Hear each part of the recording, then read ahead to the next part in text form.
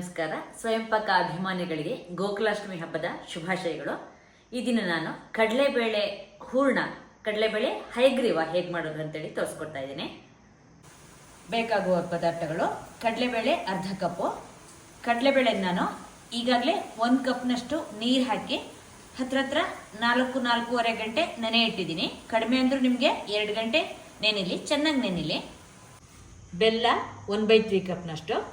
Jenny ಬೆಲ್ಲ ಇತ್ತು, ಅದರಿಂದ ನಾನು ಅದನ್ನೇ ಇಟ್ಕೊಂಡಿದ್ದೀನಿ. ನೀವು ಸಿಹಿ ಅಪೇಕ್ಷೆ ಮೇಲೆ ಸ್ವಲ್ಪ ಹೆಚ್ಚು ಕಡಿಮೆ ಮಾಡ್ಕೋಬೋದು.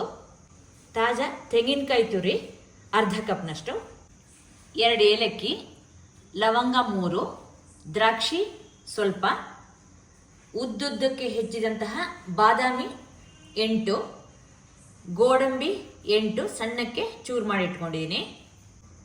ನೀರು ಬೆಲ್ಲ ಕರಗಿಸ್ಲಿಕ್ಕೆ 2 ಟೇಬಲ್ ಸ್ಪೂನು. ನೀರು 1 ಕಪ್ಪು. ಕಡಲೆಬೇಳೆ ನೆನೆಲಿಕ್ಕೆ ಹಾಕಲಿಕ್ಕೆ. ಕೊಬ್ಬರಿ ಎಣ್ಣೆ 1 ಟೇಬಲ್ ಸ್ಪೂನು. ಗಾಣದಿಂದ ತಂದಂತಹ ಕೊಬ್ಬರಿ ಎಣ್ಣೆನೇ ಬಳಸ್ಕೋಬೇಕು. ನಾವು ವೀಗನ್ ಆದ್ರಿಂದ ನಾನು ಕೊಬ್ಬರಿ ಎಣ್ಣೆನ ಬಳಸಿದ್ದೀನಿ. ಇಲ್ಲಾಂದ್ರೆ ಖಂಡಿತವಾಗಿಯೂ ತುಪ್ಪನ ಹಾಕೋಬಹುದು. ತುಪ್ಪ ಹಾಕೋದಂದ್ರೂ ಕೂಡ ನೀವು 2-3 ಟೇಬಲ್ ಸ್ಪೂನ್ ಅಷ್ಟು ಖಂಡಿತ ಹಾಕೋಬಹುದು. ಕಡಲೆಬೇಳೆನ ಬಟ್ಲಿಗೆ ಹಾಕಿ ಕುಕ್ಕರ್ನಲ್ಲಿ ಬೇಯಿಸ್ಕೊಳ್ಳೋಣ. ಕುಕ್ಕರ್ ತಳಕ್ಕೆ ನೀರು ಹಾಕಿ ಈ ಕಡಲೆಬೇಳೆನ ಬೇಯ್ಲಿಕ್ಕೆ ಇಡೋಣ. ಕುಕ್ಕರ್ನ ಮೀಡಿಯಂ ಊರಿನಲ್ಲಿ 4 ಕೂಗಿಸ್ಬಿಟ್ಟು ತಣ್ಣಗಾಗ್ಲಿಕ್ಕೆ ಇಟ್ಟಿದ್ದೆ.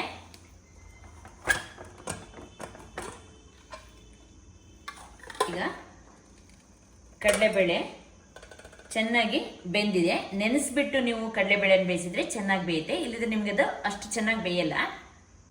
ದಪ್ಪ ತಳ ಇರತಕ್ಕಂತಹ ಪಾತ್ರೆ ಅಥವಾ ಬಾಣಲೆಗೆ ಬೆಲ್ಲ ಹಾಕೊಳ್ಳಿ. ನೀರನ್ನ ಬೆಲ್ಲದ ಕಪ್ಪಿಗೆ ಹಾಕ್ತಾ ಇದ್ದೀನಿ. ಬಟ್ಲಲ್ಲಿರೋ ಬೆಲ್ಲ ಕರಗಿಸಿ ಈ ನೀರನ್ನ ಈ ಬಟ್ಲಿಗೆ ಹಾಕಿದ್ದೀನಿ. ಸ್ಟವ್ ಆನ್ ಮಾಡ್ಕೊಳ್ಳೋಣ. ಬೆಲ್ಲ ಕರಗಿಸ್ಕೊಳ್ಳೋಣ. ಈಗ ನಾನು ಬೆಲ್ಲನ 2-3 ನಿಮಿಷ ಚೆನ್ನಾಗಿ ಕುದಿಸಿದ್ದೀನಿ. ಈಗ ಕಡಲೆಬೇಳೆನ ಹಾಕ್ಕೊಳ್ಳೋಣ.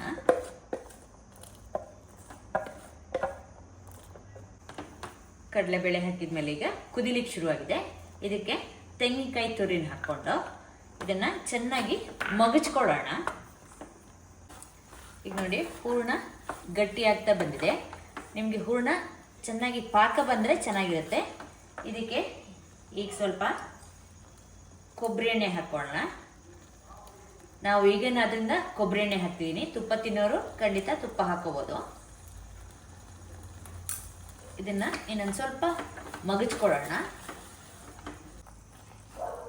ಈಗ ನಾನು ಚೆನ್ನಾಗಿ ನೋಡಿ ಮಗ್ಚಿದ್ದೀನಿ. ಈ ಹದದಲ್ಲಿ ಇದೆ ನೋಡಿ ಹೂರ್ಣ.